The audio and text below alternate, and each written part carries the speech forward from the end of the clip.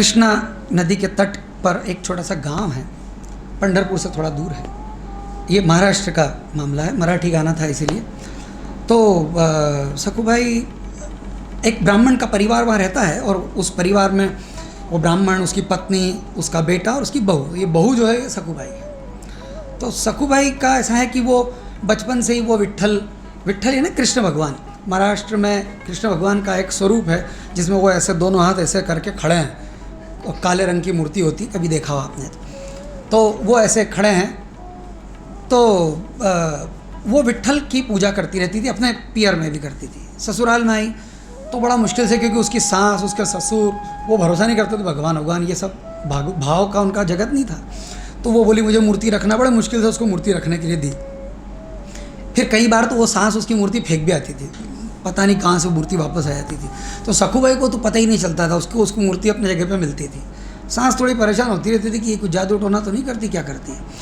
और सास जो थी वो बिल्कुल, मतलब इसको कहते हैं दुराचारी, अत्याचारी। वो सास, वो ससुर, मतलब वो उससे काम तो करा ही लें, सुबह से शाम तक मशीन जैसा काम करवा रहे, ये कर वो कर, कुछ काम नहीं हो तो कचरा ला के डाल दर के ये चल साफ कर।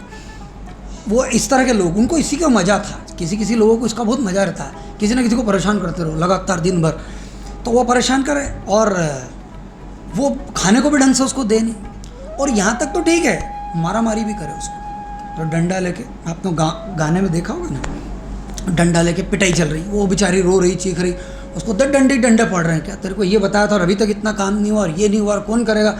और फिर माँ बाप को, भाई किसी लड़की को अपमानित करना तो उसके माता पिता गाली दो तो खूब गालियाँ दे, तेरा बाप ऐसा, तेरी माँ ऐसी। पर वो जो थी सखूभाई, वो सुन लेती थी सब, क्योंकि उसको एक सूत्र कहीं से मिला था कि जो भी हो रहा है ना वो सब उसकी अनुकंपा से ही हो रहा है। अब बताओ, जूते पड़ रहे हैं गाली पड़ रही है, वो क्या सब वही हो, तो विट्ठल का ही खेल है सारा। अब बताओ, ये है भाव का जगत। यहाँ लॉजिक नहीं लगता है, जूते पड़ रहे हैं, विट्ठल का खेल है, जूते पड़वा रहा है भगवान आपको, ऐसा भगवान है। पर वो लॉजिक नहीं लगाती ना, वो तो भाव के तल पे। वो अपनी रोज सुबह पूजा पाठ, शाम को जाके विट्ठल के चरणों में बैठ के रोती, भजन गाती, मजे में। ये चलता रहा मामला। मगर अब क्या हुआ कि एक दिन वो वारकरी संप्रदाय के लोग वो विट्ठल विट्ठल विट्ठल गाते हुए चलते हैं वो लोग, और पंढरपुर की यात्रा करते हैं, सब दूर से जाते हैं लोग। तो वारकरी संप्रदाय के लोगों का शायद को पता लगा सखूभाई को कि वो लोग वहाँ जा रहे हैं पंढरपुर। तो सखूभाई ने बोला अपनी सास को कि पंढरपुर जाना है। वो बोले तू जाना है तो ये काम कौन करेगा, तुम्हारा बप्पा है, कोई जाना वाना नहीं कुछ। दूसरा कहा नहीं मुझे तो जाना। और थोड़ी जिद करने लगी पंढरपुर जाने के नाम से, तो उसको लगा कि अपने को तो जाना ही है। तो सास बोली एक काम करो, ये भाग जाएगी नहीं तो इसको बांध दो। तो उसको बेचारी को घर में खंबे से बांध दिया, दोनों हाथ बांध दिए, पूरा रस्सी से बांध दिया उसको, बांध दो बोले इसको, नहीं तो बोले ये जब तक ये निकल जाए, वारकरी चले जाएँ सब, फिर खोल देंगे। ठीक बात, बांध दिया उसको। अब वो रो रही और वो एक ही प्रार्थना कर रही कि मेरा कुछ भी करके मुझे पंढरपुर जाना है। अब कैसे पंढरपुर जाना, बंदी हुई है और कौन वहाँ जाने वाला है। उसकी सांस क्या, उसकी सांस एकदम आग जल्लाद, कोई जाता ही नहीं उनके घर। अब वो बंदी रो रही कि मेरे को पंढरपुर जाना, पंढरपुर जाना, पंढरपुर जाना। तो एक महिला आई, अपरिचित महिला, वो आई और उसने कहा कि पंढरपुर जाना है। तो वो बोले कि हाँ, आप कौन। तो ये छोड़, मैं कौन। बोले मैं तेरी रस्सी खोल देती हूँ और तू मुझे अपनी जगह बांध दे वापस। तो बोले अरे ऐसा थोड़ी होता है, वो हमारी सांस पहचानती ना, मैं कौन तुम कौन। अरे बोले तू वह तो सुन, तू जाना पंढरपुर, तुझे पंढरपुर जाना है कि जाना है, जाना है बस। बोले तू फालतू सवाल मत पूछ। खोल दिया सखूभाई को। सखूभाई ने वो महिला को बांध दिया और सखूभाई वारकरी संप्रदाय के आखिरी लोग बचे तो उनके साथ वो भाग गए। अब इधर ये हुआ कि सखूभाई तो उधर विट्ठल विट्ठल विट्ठल करते पंढरीनाथ की तरफ जा रही है और इधर वो सांस आई, उसने कहा कि चलो सब निकल गए, खोलो इसको, दो कुछ खाने को, काम करवाना है। तो जब वो गए तो उनको वो सखूभाई दिखी बंदी हुई। उन्होंने उसको खोला और कहा कि चलो ये खा लो थोड़ा सा, फिर काम करो।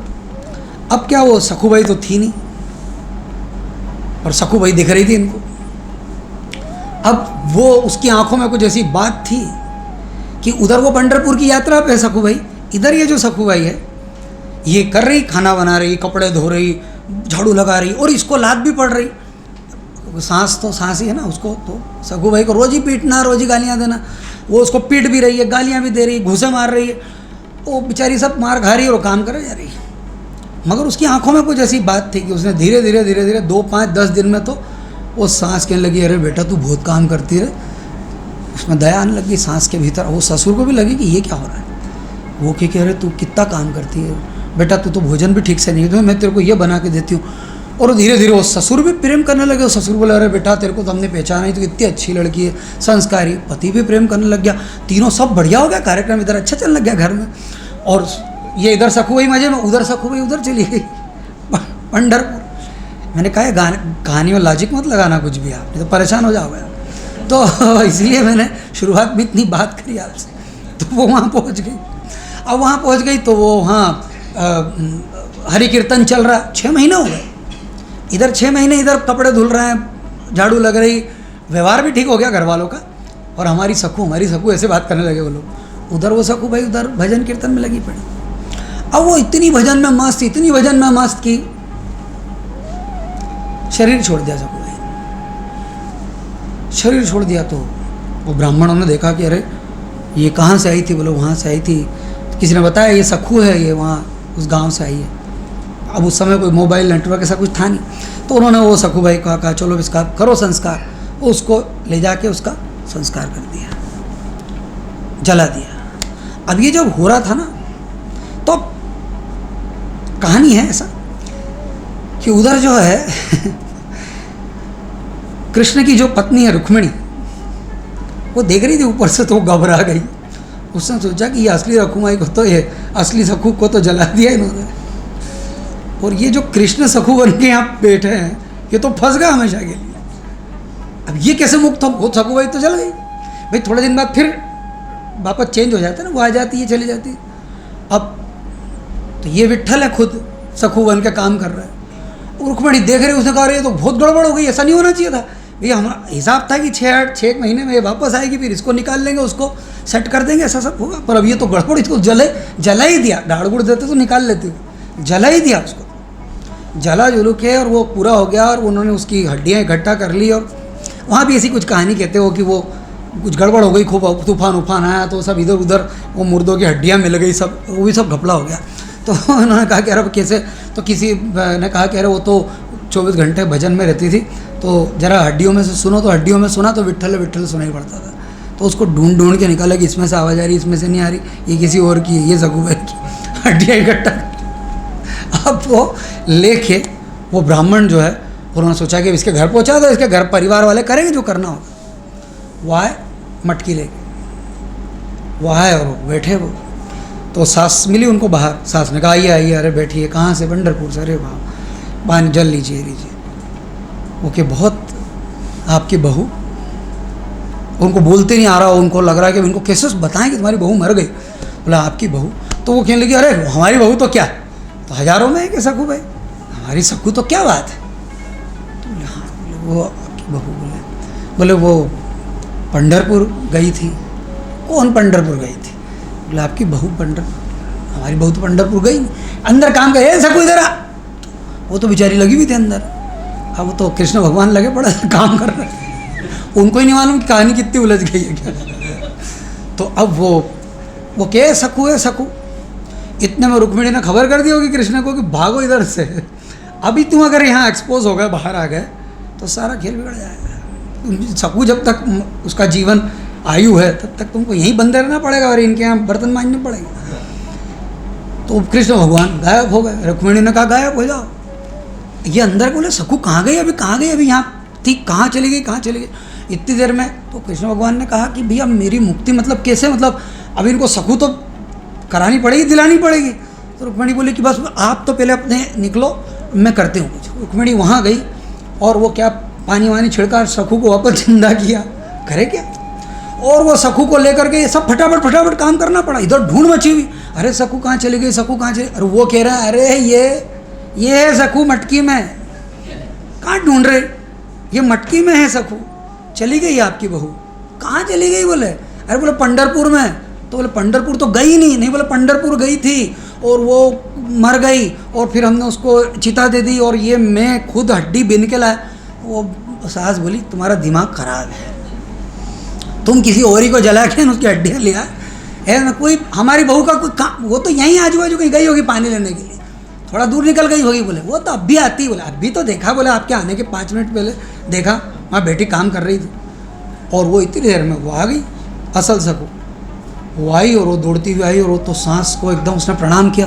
तो बोले कि यार प्रणाम क्यों करी, कहाँ गई थी पानी लेने? नहीं, बोले बहुत दिन हो गए पंढरपुर में थी।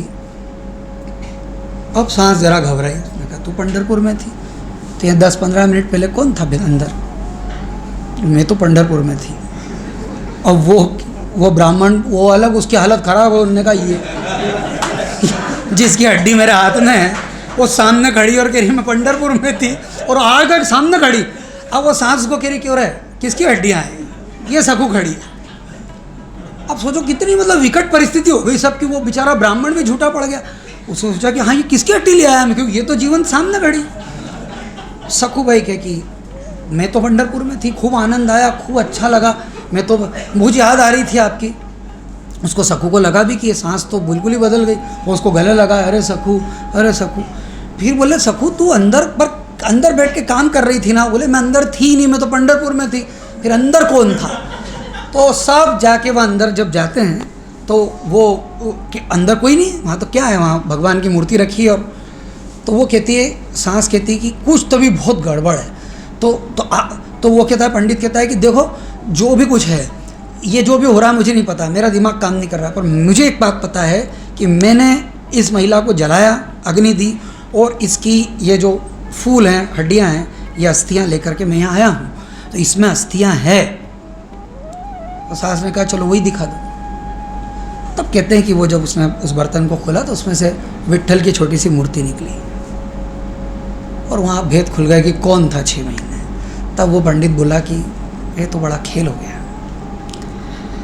अब मैंने कहा इसको लॉजिक से समझेंगे तो बड़ा मुश्किल हो जाएगा कि वो वहाँ, ये यहाँ, वो जिंदा हो गई, वो मर गई ना। तो ये जो भक्तों का जो जगत है, भक्ति का जगत, वहाँ पर खोपड़ी के साथ जाया ही नहीं जा सकता। भक्ति के जगत में भाव के साथ, भाव है तो भक्ति है, भक्ति है तो भगवान है, और नहीं तो भगवान नहीं है। और अपना ऐसी हालत है कि अपन यहाँ है नहीं, अपन है तो खोपड़ी में, पर कहते होगा यार भगवान क्या। फिर लॉजिक लगाते किसी ने तो बनाया होगा, कोई तो है जो सूरज को उगा रहा है, कोई तो है जो बारिश कर रहा है। फिर मन में लगता है कि कौन होगा यार, इतना हिसाब किताब कौन रख रहा होगा, और लॉजिक दिमाग चलता रहता है। तो यहाँ पर अगर तो फिर तो भगवान कुछ है नहीं। तो भाव है तो भगवान है और भय है तो भूत है। जिनको भूत से डर लगता है उनके अंदर भय है। भय निकालने के लिए सुबह हम प्रयोग कर रहे हैं।